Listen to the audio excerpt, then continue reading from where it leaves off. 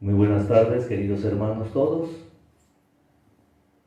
Les saludo con mucho gusto en este día 17 de nuestro curso. Señor, enséñanos a orar. Les agradezco mucho a todos este seguimiento, este dedicarse un tiempo durante el día en esta situación de contingencia en la que estamos viviendo todo el mundo para crecer en nuestra relación y en nuestra comunión personal con Dios por medio de la oración. Ya vamos en el día número 17 de estos 20 días, estamos llegando al final. Muchísimas gracias por sintonizar con esta transmisión en vivo, gracias también por sus comentarios, queridos hermanos, que nos han hecho llegar y nos ayudan mucho para continuar con este servicio a la iglesia, a nuestra parroquia, a toda la comunidad y a través de las redes sociales, pues a muchas y muchas personas que acceden pues a estos enlaces y que pueden encontrar pues alguna luz, alguna inspiración para su vida y particularmente para su vida cristiana práctica en este aspecto de la vida de oración y de relación con Dios. Vamos a iniciar esta 17ª sesión en el nombre del Padre y del Hijo y del Espíritu Santo. Amén.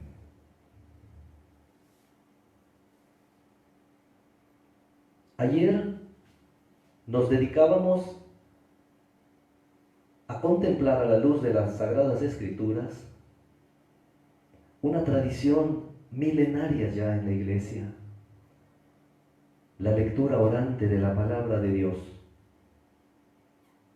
Acercarnos a las Sagradas Escrituras para orar con ellas, para encontrar alimento para nuestro espíritu, para encontrar luz para nuestras acciones y para nuestra vida. Decíamos que era una de esas primeras maneras de orar que son tan difundidas en la práctica cristiana, en la fe cristiana y en la tradición cristiana, que a veces, queridos hermanos, la hacemos casi sin darnos cuenta. Tomar un pasaje de las Escrituras, contemplar lo que dice, luego tratar de encontrar el mensaje bajo la luz del Espíritu Santo y luego, pues, tener ese encuentro personal con Dios, un encuentro misterioso de corazón a corazón. Entonces así las Sagradas Escrituras se vuelven una fuente de vida para nosotros. Recordemos aquellas palabras de Jesús: las palabras que yo les he dicho son espíritu y vida. Entonces nosotros como creyentes sabemos y hemos experimentado que la palabra de Dios es vida para nosotros. Y ayer nos acercábamos a esta manera de orar, la lección divina, la lectura divina o la lectura orante de la palabra de Dios. Hoy nos vamos a acercar a otra manera de orar, que a lo mejor podríamos tener una duda. ¿Será que es una oración? Me refiero a la Santa Misa. La misa, como le llamamos comúnmente, la celebración eucarística, como se le ha llamado también en la iglesia, la fracción del pan, el encuentro eucarístico. El nombre más común es la misa o la Santa Misa. Y nos podríamos preguntar, queridos hermanos, si realmente la misa es una oración. La respuesta es que es más que una oración, pero también es en primer lugar una oración. ¿Por qué? Porque si la oración es el encuentro del hombre con Dios, por medio de palabras, de gestos, de pensamientos, de sentimientos. Entonces la Santa Misa es una manera de orar sublime, privilegiada. Claro que también es un rito, es un sacramento, como le llamamos en la iglesia, estas acciones que nos comunican la gracia de Dios. Es un encuentro con Dios, pero también es una manera de orar. Aunque a veces, queridos hermanos, en esta, como en otras maneras, puede apoderarse de nosotros la rutina, quizá el cansancio, quizá el fastidio. Como son maneras de relacionarnos con Dios que ya están, por decirlo así, sistematizadas, tienen una metodología, tienen una secuencia, entonces a lo mejor podemos caer en la rutina y pensar que únicamente se trata de ir repitiendo algunos pasos, algunas acciones, algunas oraciones, algunos ritos, algunas palabras, incluso algunos cantos. Y entonces, queridos hermanos, en esta como en otras maneras de orar que tenemos en la iglesia y en la tradición cristiana católica, entonces podemos caer en la rutina. Lo mismo nos puede pasar con otro tipo de oración que vamos a ver primeramente Dios mañana, que es el Santo Rosario. Pero eso ya lo veremos mañana, primeramente Dios. Entonces, queridos hermanos, pero la misa es un misterio tan grande, que no lo podemos limitar con una sola palabra. Es una oración, es un sacramento, es un misterio, es un encuentro, es un rito, es una manera de dar culto a Dios, en fin, es eso y quizá mucho más, como no acabamos de comprender. Les recomiendo, ¿verdad? Desde hace muchos años, varios años, salió por ahí una película que es una caricatura, ¿verdad? El Gran Milagro. Se lo recomiendo mucho, queridos hermanos, que lo veamos, para que de esta manera así tan fácil podamos ir acercándonos a este misterio de la Santa Misa y vayamos comprendiendo y viviendo mejor cada uno de los momentos de la Santa Misa. Y fíjense, queridos hermanos, no tenemos el tiempo en una sesión de encontrar y meditar todos los pasajes de las Sagradas Escrituras que se pueden referir a la Santa Misa, o también en el sentido inverso, ¿verdad? Para ir meditando cómo todos los momentos, gestos, ritos, acciones de la Santa Misa tienen unas raíces profundamente bíblicas. Cada momento de la misa, cada frase, cada acción, cada gesto, tiene una profunda referencia a las Sagradas Escrituras. Ciertamente, en ningún lugar de las Escrituras tú vas a encontrar que diga, y la misa se debe de hacer de esta manera. No.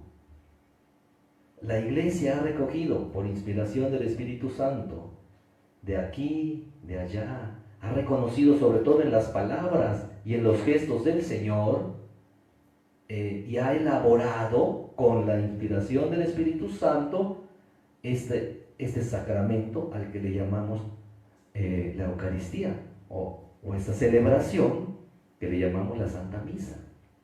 Pero no es que nos vayamos a encontrar en un lugar de las Escrituras la descripción detallada de la Santa Misa, no.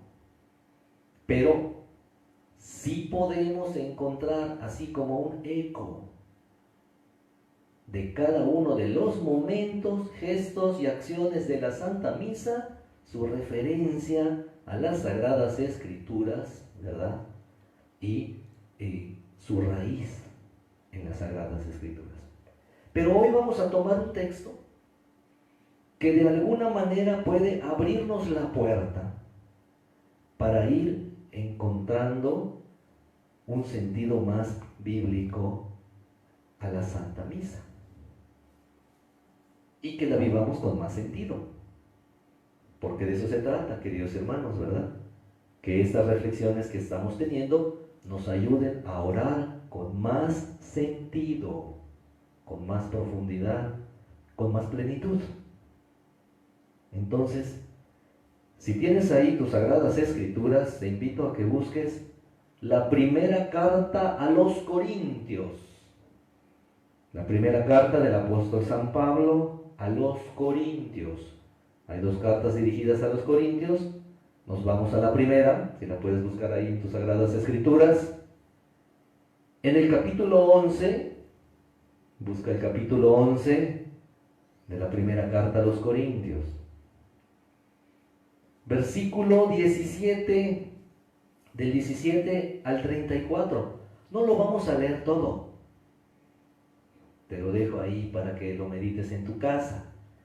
Ya quedamos que una de las maneras de acercarse o de las condiciones para acercarse bien a las Sagradas Escrituras en la meditación de un texto es ver qué es lo que está antes de ese texto y qué es lo que está después. Es una de las maneras también de leer atentamente las Escrituras, como veíamos ayer. Pero nada más vamos a tomar del capítulo 11 de la primera carta a los Corintios, versículos del 23 al 26, 3 versículos. Puedes ahí apuntarlos. Recuerda, querido hermano, que también quedamos que si es para tu provecho personal y para mejor acercarte a las Escrituras, puedes hacer tus anotaciones, puedes hacer tus cuadros, tus líneas, ¿verdad? Que te puedan subrayar, ¿verdad? Señalizaciones, personalizar gráficamente tus Sagradas Escrituras. Entonces, pues puedes tomar y señalar ahí del versículo 23 al versículo 26. Solo 3 versículos vamos a tomar, queridos hermanos, para nuestra meditación de hoy. Y dice así: por lo que a mí toca, del Señor recibí la tradición que les he transmitido. Está hablando el apóstol Pablo. A saber, que Jesús el Señor, la noche en que iba a ser entregado, tomó pan y después de dar gracias, lo partió y dijo: esto es mi cuerpo, entregado por ustedes. Hagan esto en memoria mía. Igualmente, después de cenar, tomó el cáliz y dijo: este cáliz es la nueva alianza sellada con mi sangre. Cuantas veces beban de él, háganlo en memoria mía. Así pues, siempre que coman de este pan y beban de este cáliz, anuncian la muerte del Señor hasta que Él venga. Palabra de Dios.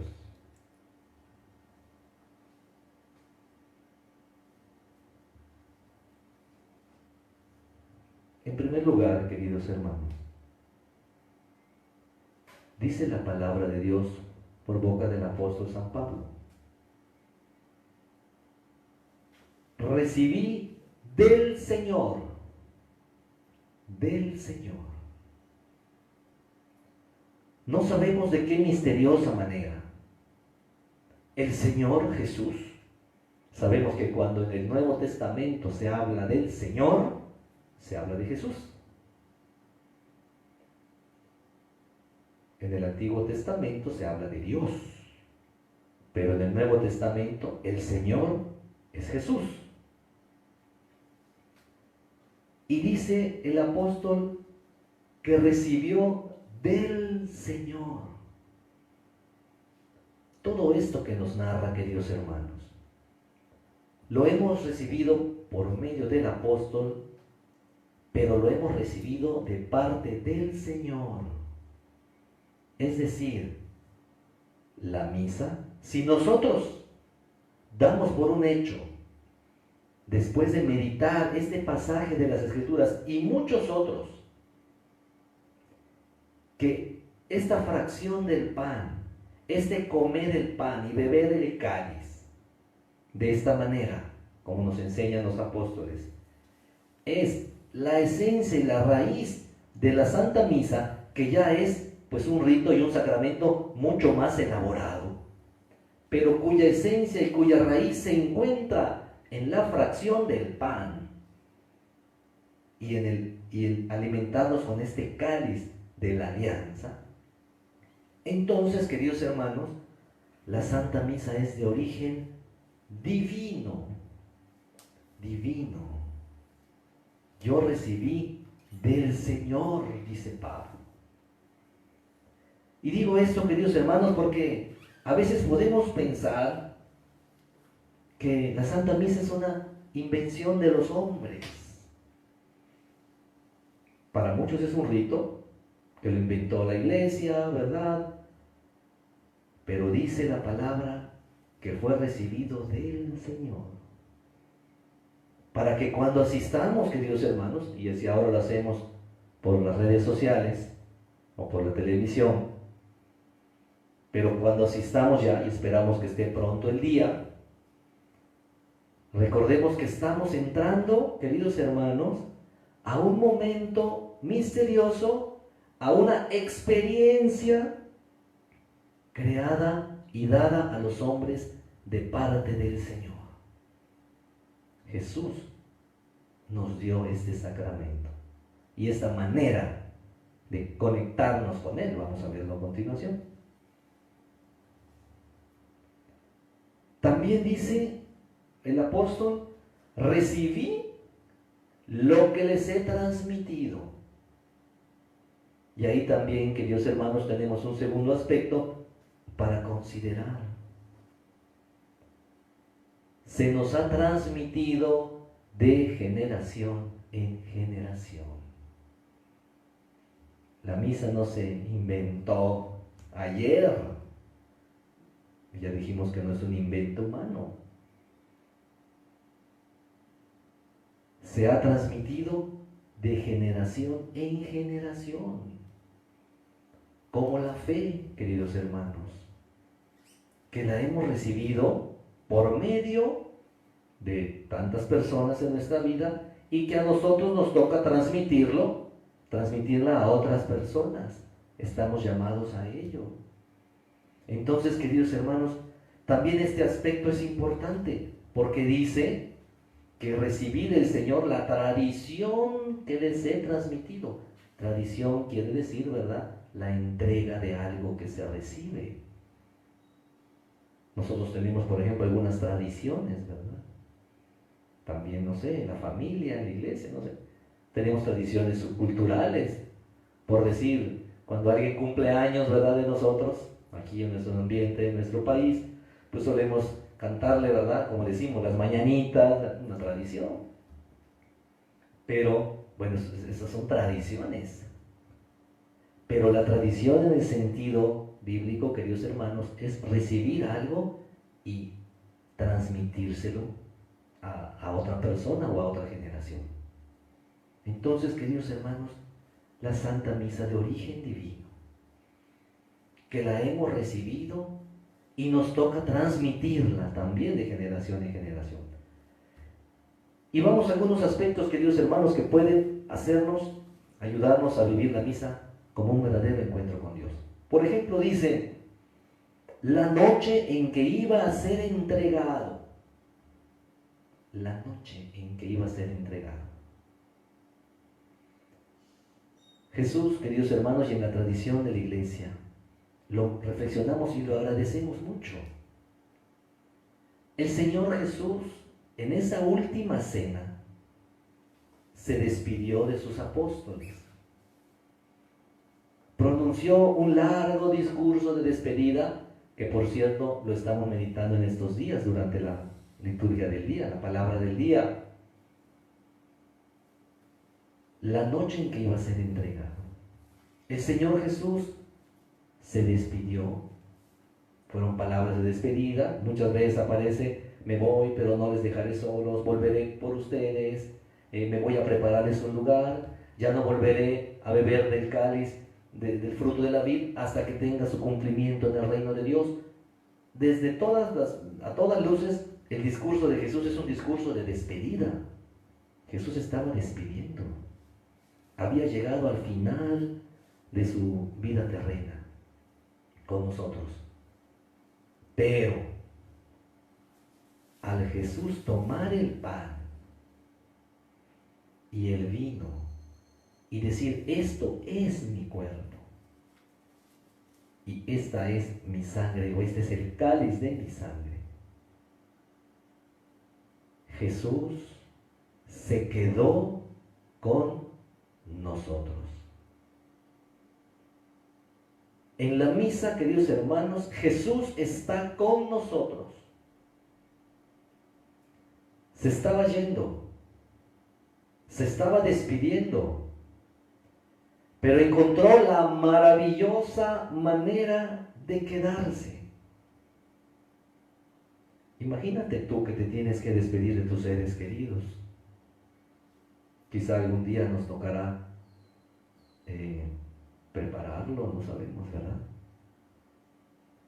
¿Cuánto quisiéramos quedarnos para siempre con los que amamos, no? Quisiéramos no irnos nunca. Quisiéramos no separarnos nunca de las personas que amamos. Y eso fue lo que hizo Jesús. Encontró la manera, por decirlo así, de quedarse con nosotros en ese ambiente de despedida, en esa noche en la que Él ya iba a ser entregado, iba a entregar su vida y ya iba a separarse de sus discípulos. Ya no los iba a ver todos los días, como aparecen luego los relatos de las apariciones del resucitado, pero encontró la maravillosa manera de quedarse con nosotros. Recordemos que a Jesús los antiguos profetas le llamaban Emanuel. El profeta Isaías habla del Mesías como el Emanuel, que quiere decir Dios con nosotros. Y Jesús, queridos hermanos, que en su vida terrena pues llegó para una generación, ¿verdad? Para sus contemporáneos, los que trataron con Él, como nos dirá el apóstol San Juan, ¿verdad? En su evangelio y en sus cartas, nosotros que lo tocamos, que lo oímos, ¿verdad? Que hemos visto al verbo de la vida. Sí, pues ellos tuvieron ese encuentro personal con el Señor. Pero al quedarse Jesús en la Eucaristía, queridos hermanos, hace posible que todas las generaciones puedan tener este encuentro con Él. Todas las generaciones. La noche en que iba a ser entregado, despidiéndose Jesús y al mismo tiempo quedándose con nosotros. Queridos hermanos, lo tenemos al Señor. Ciertamente nuestra mente no puede abarcar plenamente lo que significa poseer a Dios, ¿verdad? Porque cuando recibimos al Señor en la comunión, ¿verdad? En la Sagrada Comunión, es como si nos tomáramos un vaso de agua y quedáramos satisfechos. Sí, a nosotros nos sacia y nos satisface este vaso de agua, o estos 2 o 3 vasos de agua, pero llega un momento en que ya no queremos más agua, y sin embargo hay cuánta agua para ser bebida por todos. Entonces el Señor nos llena, pero no se agota.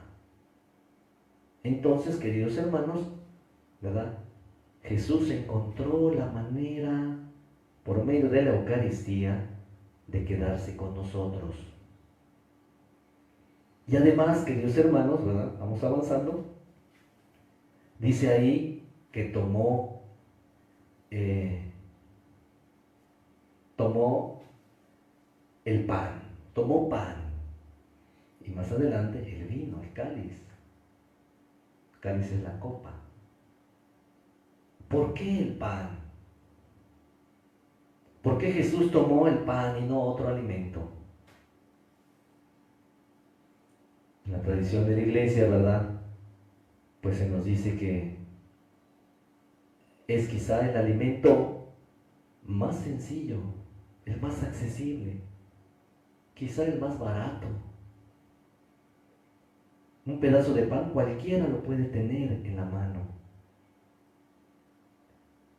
Cuando un mendigo, ¿verdad?, pide, pues, limosna o caridad, como decimos, es muy frecuente que reciba un poco de pan.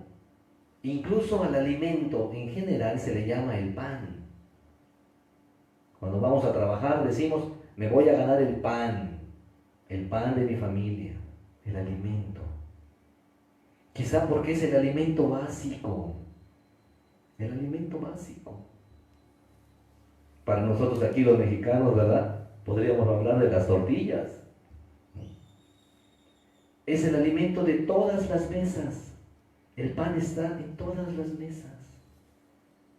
Entonces, queridos hermanos, el Señor, al elegir el pan para quedarse en él, de una manera misteriosa, como lo vamos a ver inmediatamente, está eligiendo quedarse para todos, hacerse accesible para todos. Todos pueden tener un poco de pan en la mano. Y ahí se quiere quedar el Señor, para que todos comamos de Él.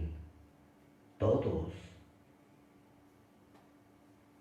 Y el vino, bueno, quizás aquí en nuestra cultura, en nuestro país, en nuestro ambiente y en nuestra época no es muy barato ni muy accesible el vino. Pero sabemos que ahí en la época de Jesús y ahí en el ambiente donde Él vivió, el vino también estaba en todas las mesas.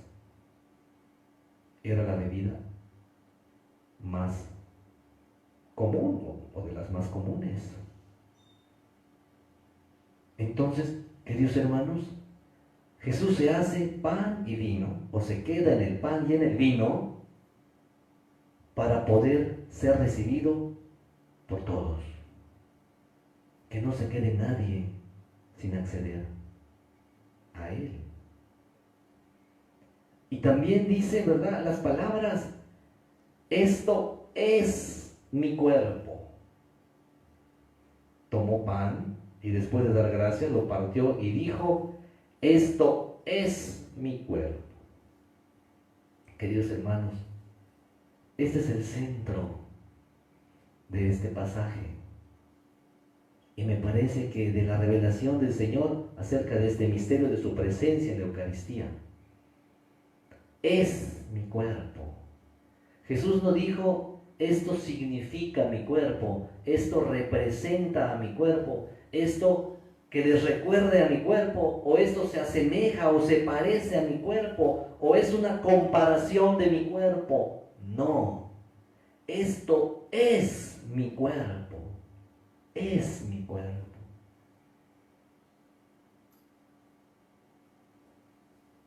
En la tradición cristiana, ¿verdad?, y en la filosofía cristiana, se habla de la transubstanciación, ¿verdad? Eso escapa un poco a nuestra meditación de hoy, pero lo pueden ustedes buscar ahí, ¿verdad?, en tantas páginas católicas, la transubstanciación, la explicación filosófica, vamos a llamarle así, de cómo puede ser posible de que un poco de pan y un poco de vino se conviertan, se transformen, conservando su apariencia, conservando sus accidentes, ¿verdad?, según la filosofía aristotélica, conservando sus accidentes, cambia la substancia. Y ya no es pan, sino es el cuerpo del Señor. Y ya no es vino, sino es la sangre del Señor, conservando las apariencias de los elementos que están ahí. se le cambia la substancia, pero permanecen los accidentes o los rasgos característicos. Entonces, queridos hermanos, esto es mi cuerpo. No lo dice la narración, pero no es la única vez en las Escrituras que aparece este momento de la última cena. También aparecen en los Evangelios. Y no dice que el pan en ese momento se haya transformado visualmente en un poco de carne, o que el vino pues pierda la apariencia del vino y entonces se vuelva sangre. Eso no lo dicen las narraciones. Se conserva la apariencia, se conserva los rasgos, el olor, el sabor, el aroma, pero la sustancia ya no es el pan, ya no es vino, sino es mi cuerpo, dice Jesús. Y en un pasaje paralelo dice, este es el cáliz de mi sangre. Queridos hermanos, mucha gente piensa que esto es fantasía. Si verdaderamente los mismos católicos creyéramos a pie juntillas, es decir, con todas las consecuencias, que en ese pedazo de pan y en ese poco de vino está el Señor, está Jesús. Entonces, queridos hermanos, a lo mejor estaríamos todos los días en la iglesia, pero a veces como que nos falta fe, o como lo creemos, como que lo creemos, pero no tanto, o como que no pensamos que pueda tener tantas consecuencias en nuestra vida. Como decimos comúnmente, si tú supieras que Jesús va a venir a platicar contigo así en persona, pues estarías, ¿verdad?, esperándolo. Bueno, pues ese mismo Jesús viene bajo las apariencias, bajo las especies de pan y vino, pero es el Señor, es el Señor. Mi sangre, la sangre, ¿verdad?, es el signo de la vitalidad. Así como la sangre recorre todo el cuerpo, transportando, ¿verdad?, pues no sé, nos dicen los científicos, ¿verdad?, los médicos, pues transportando el oxígeno y pues todo lo que necesita nuestro organismo para vivir, por medio de la sangre que irriga todo el cuerpo. Pues así quiere el Señor que su sangre irrigue todo su cuerpo místico, que es la iglesia. Recordemos que el apóstol San Pablo en varias de sus cartas nos habla de la iglesia como el cuerpo de Cristo, y Él es la cabeza, y nosotros somos los miembros de su cuerpo.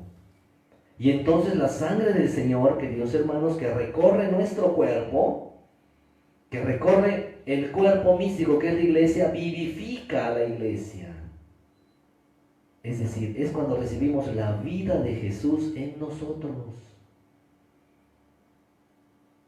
Podemos también leer, ¿verdad?, por ejemplo, el capítulo 10 del Evangelio 6 del Evangelio de San Juan. Jesús, el pan de la vida. Y ahí vamos a ver un desarrollo muy hermoso, queridos hermanos, de esta enseñanza, de este misterio. La presencia de Jesús en la Sagrada Eucaristía. Y además dice el Evangelio, ¿verdad?,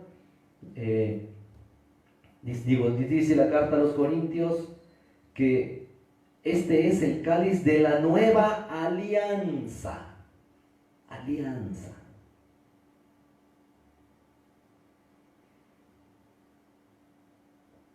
La Santa Misa, queridos hermanos, que es hacer esto en memoria del Señor, porque ya lo dice 2 veces hoy. En este pequeño pasaje lo dice 2 veces, que lo hagamos en memoria de Él. La Santa Misa, queridos hermanos, es la renovación de nuestra alianza con Dios. Este es el cáliz de la nueva alianza. La alianza, ¿verdad?, es la comunión, la unión de dos diferentes.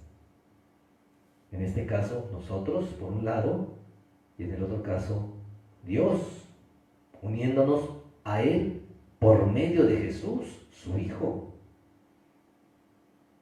También dice el apóstol, ¿verdad?, que Dios ha querido darnos la vida eterna, y esta vida está en su Hijo.